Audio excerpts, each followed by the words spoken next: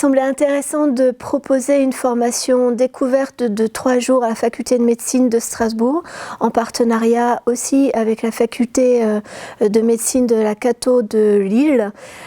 Cette idée, elle est venue du professeur Laurent Calvel pour proposer à des individus qui auraient le souhait ensuite de s'inscrire dans une formation longue au cours d'un diplôme universitaire, d'expérimenter la biographie hospitalière, de faire les premiers pas et de voir si ils ont le goût ou pas de continuer.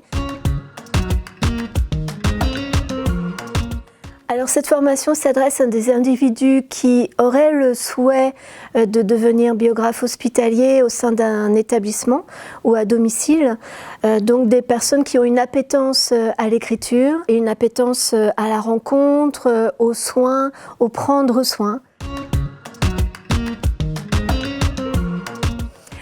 Alors par rapport au contenu, cette formation courte de 3 jours, on a voulu vraiment représentant l'univers et l'écosystème de la biographie hospitalière.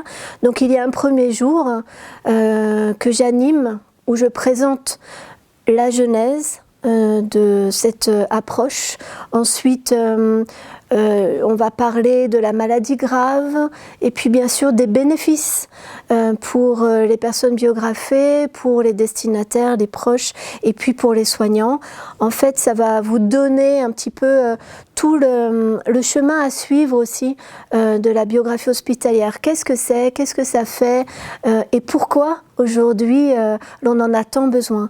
La deuxième journée, elle est davantage consacrée aux soins, à l'éthique et à la philosophie.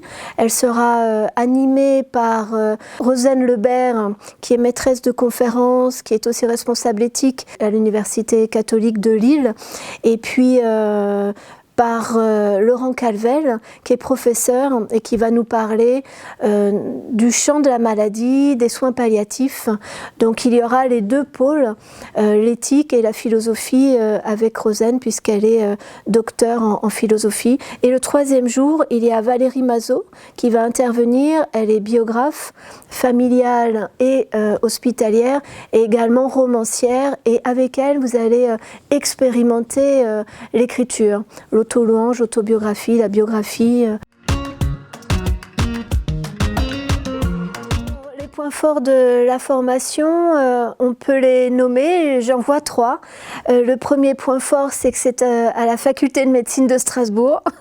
Ça, c'est un grand point fort et un bon signal, parce que l'idée, bien sûr, c'est que la biographie hospitalière soit un jour reconnue comme un nouveau soin de support.